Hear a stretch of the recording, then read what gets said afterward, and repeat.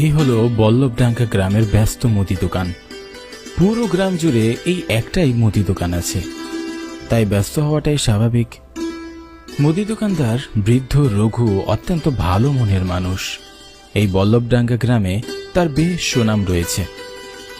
গ্রামের অসহায় মানুষেরা বিপদে সব সময় রঘু দোকানদারকে তাদের পাশে পায়।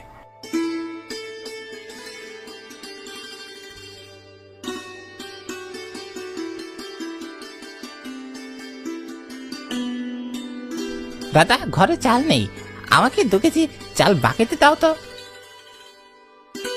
ঠিক আছে, এই নাও। বড় উপকার করলে গো দাদা।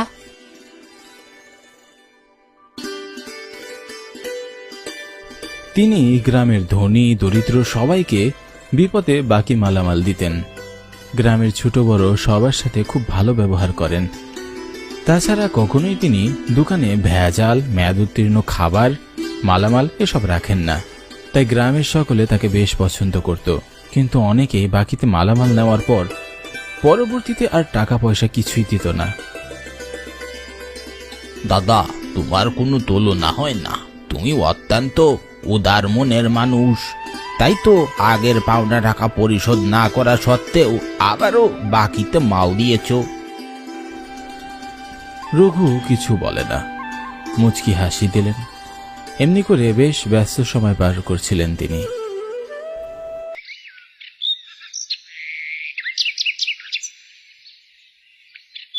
একদিন ভোরবেলা দোকানের পাশে পুকুরের সামনে গ্রামের অনেক লোক ভিড় জমান। রঘুর একমাত্র ছেলে দিবাকর ও তার স্ত্রী বিমলা দৌড়ে সেখানে আসেন এবং হাও মাও করে কান্নাকাটি করতে লাগলেন। পুকুরের পানিতে রঘুর লাশ ভাসছিল। রঘুর মুদি দোকান এখনো খোলা পড়ে আছে। 60 বছর বয়সের বৃদ্ধের সাথে কার এমন গভীর শত্রুতা ছিল, যার কারণে সাদা হৃদয়ের মানুষ রঘুকে প্রাণ দিতে হলো। মা, আমি এতিম হয়ে গেলাম, বাবা ছাড়া আমরা কেমন করে থাকবো মা? কে আমার এত বড় সর্বনাশ করলো? উনি তো কখনো কারোর ক্ষতি করেননি। তাহলে তাহলে কে ওনার সাথে এমন নির্মম কাজটা করলো? কে করলো? রঘুকে অমন অবস্থায় দেখে গ্রামের মানুষের চোখ গড়িয়ে পানি পড়ছিল। কয়েকজন লোক পুকুরে নেমে রঘুর লাশ পানি থেকে তুলে আনলেন। কি আশ্চর্য, লাশের গায়ে কোথাও কোনো ক্ষত বা আঘাতের চিহ্ন ছিল না। দিবাকর তার বাবার শেষ কার্য শেষ করে বাড়ি ফিরে আসে।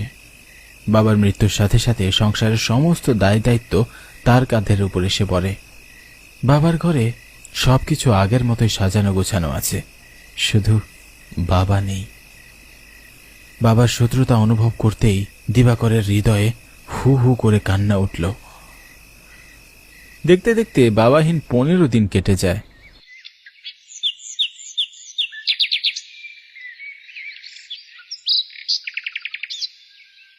এই 15 দিনে দিবাকর জীবনের চরম বাস্তবতা উপলব্ধি করতে পেরেছে।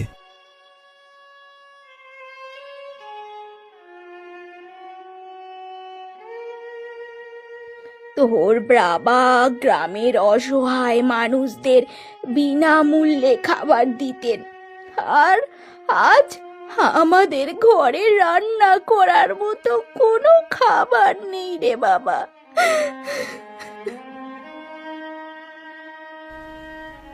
মা, এভাবে বসে থাকলে আমাদের না খেয়ে পড়তে হবে। আমাকে সংসারের হাল ধরতে হবে। কাল থেকে আমি বাবার মুদি দোকানে বসবো। আমি আর কলেজে যাব না, চাকরি করব। আর যতদিন ভালো চাকরি না পাই ততদিন আমি বাবার দোকানটা সামলাবো। তোর বাবার অনেক স্বপ্ন ছিল, একদিন তুই মস্ত বড় অফিসার হবি। বাবার স্বপ্ন পূরণ করার জন্য তুই মন দিয়ে পড়াশুনো করছিলি, কিন্তু কিন্তু ভাগ্য যেন আর তা হতে দিল না, হতে দিল না।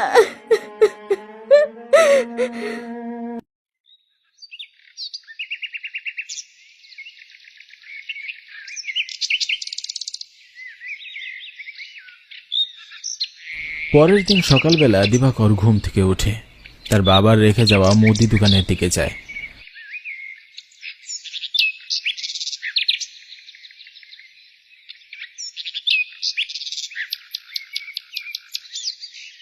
দোকানটি বেশ সাজানো গোছানো ছিল। দিবাকর দোকানে বসতেই গ্রামের লোকজন নানান জিনিস কেনাকাটার জন্য তার দোকানে ভিড় জমায়। সারাদিন খুব ব্যস্ত সময় পার করে সন্ধ্যায় এসে বাড়ি ফিরে যায়।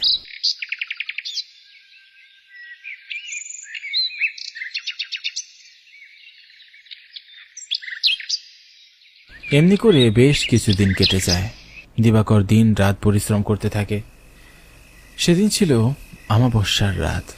ঘুটঘুটে অন্ধকারে পুরো গ্রাম ঢাকা পড়ে আছে। দিবাকরের মুদি দোকান তখনও খোলা। দোকানের সামনে টুলে বসে তিনজন লোক চা পান করছিলেন আর গল্প করছিলেন। আরে বেচারা আমাদের রঘু দাদা কতই না ভালো মানুষ ছিলেন। দিবাকরের নিয়ে দাদার কতই না স্বপ্ন ছিল। দিবাকরের এখনো বয়স কম, এ বয়সে সংসারের ঘানি টানতে হচ্ছে, আর তাছাড়া কোনো উপায়ও তো নেই। দোকানে না বসলে সংসার চলবে কি করে? হঠাৎ আকাশে অনেক জোরে বিজলি চমকালো।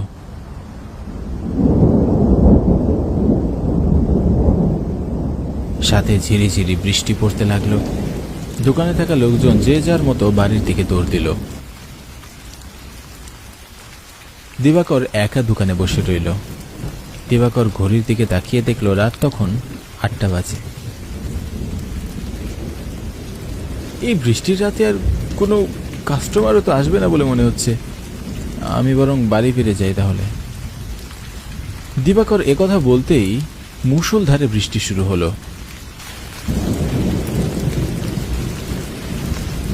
দিবাকর দোকানের ভেতরে বসে বৃষ্টি কমার জন্য অপেক্ষা করতে লাগলো। হঠাৎ দিবাকর তার বাবার চিৎকার শুনে চমকে উঠল।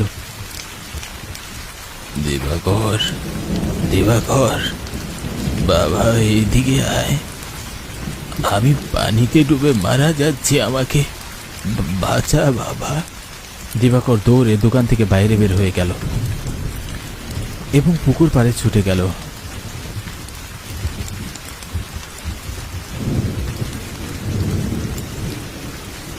বিজলি চমকানোর আলোতে সে দেখল তার বাবার লাশ পুকুরের পানিতে ভাসছে। দিবাকর অবাক হয়ে তাকিয়ে থাকলো আর মনে মনে ভাবল, এটা কেমন করে সম্ভব? মাত্র 20 দিন আগেই তো আমি বাবার শেষ কার্য সম্পন্ন করেছি, তাহলে এখন বাবার লাশ পুকুরের পানিতে এলো কেমন করে? দিবাকর তার বাবার লাশ পুকুরের পানিতে দেখে নিজেকে আর সামলে রাখতে পারল না। সে ঝাঁপিয়ে পড়ল পুকুরের পানিতে এবং সাঁতরে তার বাবার কাছে গিয়ে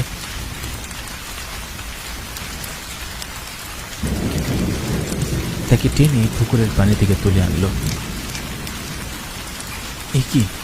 দিবাকর অবাক হয়ে তাকিয়ে দেখল এটা তো তার বাবার লাশ নয়, ইনি তো অন্য কেউ। ভয় এসে কিছুটা দূরে সরে দাঁড়ালো। এটা কি করে সম্ভব? আমি তখন স্পষ্ট দেখলাম এটা বাবার লাশ ছিল, আর এখন দেখছি অন্য কেউ। এই পুকুরে কি হচ্ছেটা কি এসব? কিছুদিন আগে এখানে বাবার লাশ পাওয়া গেল, আর আবার এই ভদ্রলোকের লাশ। ওনার পোশাক দেখে তো মনে হচ্ছে উনি অনেক ধনী পরিবারের সদস্য। বেশ গোছানো পোশাক পরেছেন। আগে কখনো এই ভদ্রলোককে তো আমাদের গ্রামে দেখেছি বলে মনে হচ্ছে না। দিবাকর এসব ভাবছিল, হঠাৎ লাশটার চোখ খুলে যায়।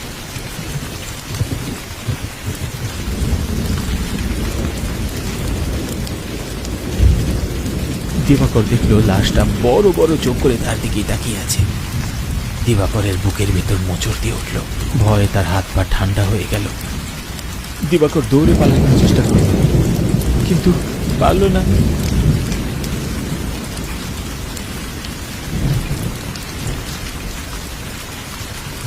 লাশটা ধীরে ধীরে পুকুরের পানিতে চলে যাচ্ছে। ঠিক পুকুরের মাঝখানে গিয়ে পানির উপর লাশটি দাঁড়ালো আর খুব ভয়ঙ্কর ভাবে হাসতে লাগলো।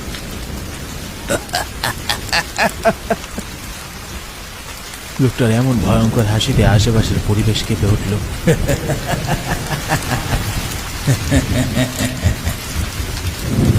দিবাকরের বুকের ভেতরের প্রাণ পাখিটা দুক দুক করতে লাগলো, ভয় গলা শুকিয়ে গেল। কোথায় পালাবি? তোর পালানোর তো কোনো পথ নেই।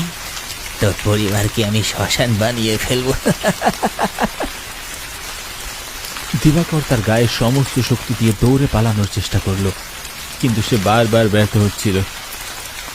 একটা সময় সে লক্ষ্য করলো লোকটা ধীরে ধীরে হাওয়ায় মিশে যেতে লাগলো এবং অদ্ভুতভাবে বৃষ্টি থেমে গেল। দিবাকর আরো বেশি চিন্তিত হয়ে পড়ে। এমন হঠাৎ করে বৃষ্টি থেমে গেল কেন? লোকটাকেও তো আর দেখা যাচ্ছে না। আমি বরং এখন দোকান বন্ধ করে বাড়ি চলে যাই, এখানে আর একা থাকা ঠিক হবে না। দিবাকর দোকান বন্ধ করতে সাহস করে এগিয়ে যায়।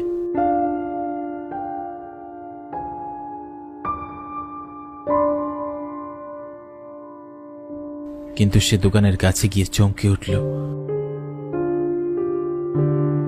সে দেখল দোকানের সামনে টুলের উপর সেই লোকটা বসে চা পান করছে। তার পাশে একটা বড় ব্যাগ রাখা, আর দোকানের ভিতর তার বাবা রঘু বসে আছেন। তার বাবা লোকটির সাথে কথা বলছেন। আপনাকে এই গ্রামে প্রথম দেখছি, আপনার বাড়ি কোথায়? আমি চন্দ্রপুর জমিদার বাড়ি থেকে এসেছি। জমিদার মশাই আমার বড় চাচা ছিলেন। ও আচ্ছা, জমিদার মশাই বড় ভালো মানুষ ছিলেন। আমি ওনার শ্রাদ্ধে গিয়েছিলাম। তা আপনি কোথায় যাচ্ছেন? কৃষ্ণপুর গ্রামে যাচ্ছি। রাতে কোনো রিক্সা পাচ্ছি না তো, তাই পায়ে হেঁটে যাচ্ছি। আপনার দোকানে বসে একটু চা পান করে নিলাম আর বিশ্রাম করে নিলাম। তা আপনার চায়ের বিলটা কত হয়েছে দাদা? জি জি, এসব কি বলছেন? আপনাকে চায়ের বিল দিতে হবে না, চা আমি আপনাকে খুশি হয়েই খাওয়ালাম। তা বললে কি আর হয়? কিন্তু আপনাকে দেওয়ার মতো টাকা পয়সা তো আমার কাছে নেই। আমার কাছে বেশ কিছু সোনার গহনার সোনার কয়েন আছে। লোকটার কথা শুনে রঘু অবাক হয়ে বড় বড় চোখ করে হা করে লোকটার দিকে তাকিয়ে রইল। আসলে জমিদার চাচা মারা যাবার পর আমার বাবা পুরো ব্যবসা সামলাচ্ছিলেন, কিন্তু কৃষ্ণপুর গ্রামের মেয়েকে আমি খুব ভালোবাসি। কিন্তু আমার বাবা কিছুতেই তা মেনে নিচ্ছিলেন না, তাই আমি বাড়ি থেকে মূল্যবান কিছু সোনার গহনার কয়েন নিয়ে বেরিয়ে এসেছি। আমি সেই মেয়েটিকে নিয়ে আজ রাতে শহরে চলে যাব।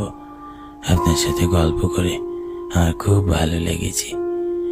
আমার মনে হচ্ছে আপনি খুব ভালো মানুষ, তাই আমি খুশি হয়ে আপনাকে একটা সোনার হার উপহার দিতে চাই। একথা বলে লোকটা সোনার হার বের করার জন্য ব্যাগ খুলল। রঘুর চোখ তখন লোভে ছানা ভরা হয়ে যায়। রঘু দেখল পুরো ব্যাগ ভর্তি সোনার গহনা রয়েছে।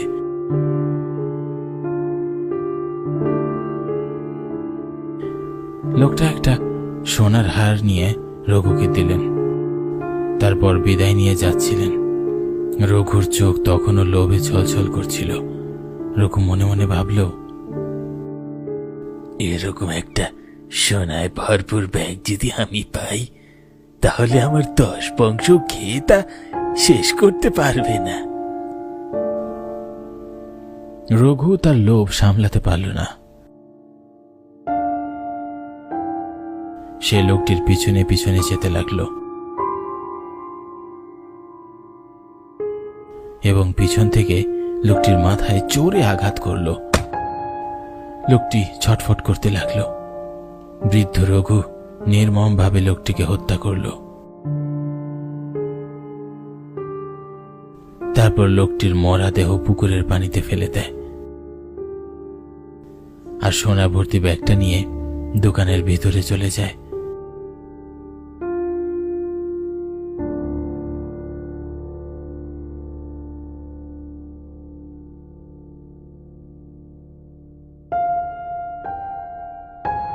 সমস্ত সোনা লুকিয়ে রাখে আর মনে মনে ভাবে সময় ও সুযোগ পেলে সমস্ত সোনাগুলি বাড়িতে নিয়ে যাবে, আপাতত পরিস্থিতি স্বাভাবিক হোক। দিবাকর তার চোখের সামনে এসব দেখার পর কিছুতেই নিজের চোখকে বিশ্বাস করতে পারছিল না। মনে হচ্ছে যেন কোনো দুঃস্বপ্ন দেখছে।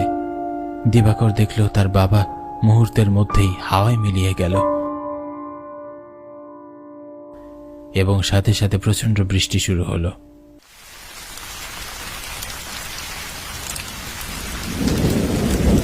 দিবাকর অবাক হয়ে বলল,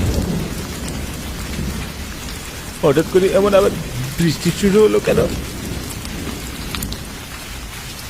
দিবাকর অনুভব করল কেউ একজন খুব শক্ত করে তার হাত চেপে ধরে রেখেছে। সে চমকে উঠল। দিবাকর দেখল তার বাবা যে লোকটিকে হত্যা করেছিল সেই লোকটি তার হাত চেপে ধরেছে। ভয়ে দিবাকর ধর করে কাঁপতে লাগলো। লোকটি খুব কর্কশভাবে বলল, তোর বাবা আমার সাথে এমন নির্মম কাজ করেছে, তোর বাবার জন্য আমি আজ বেঁচে নেই। আমি তোর বাবার বংশকে নির্বংশ করে ছাড়ব। আজ আমি তোকে মেরে ফেলবো। না না, আমাকে মারবেন না। মানছি আমার বাবা আপনার সাথে অনেক অন্যায় করেছে, কিন্তু আমার বাবার পাপের শাস্তি আপনি আমাকে কেন দেবেন? দয়া করুন আমাকে। আমার বাবা তার করা পাপের শাস্তি তো পেয়ে গেছেন, তিনি তো আর বেঁচে নেই। তোর বাবাকে আমি মেরেছি, তাকে কঠিন শিক্ষা দিয়েছি, এখন তোকেও মারবো।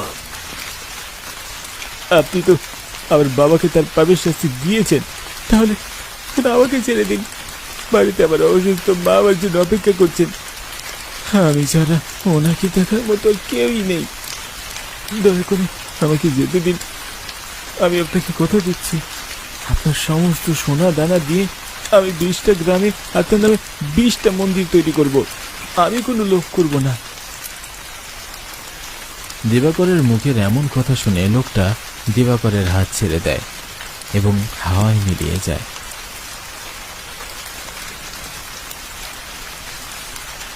তারপর দিবাকর তার বাড়িতে ফিরে যায় এবং তার মাকে সমস্ত ঘটনা খুলে বলে।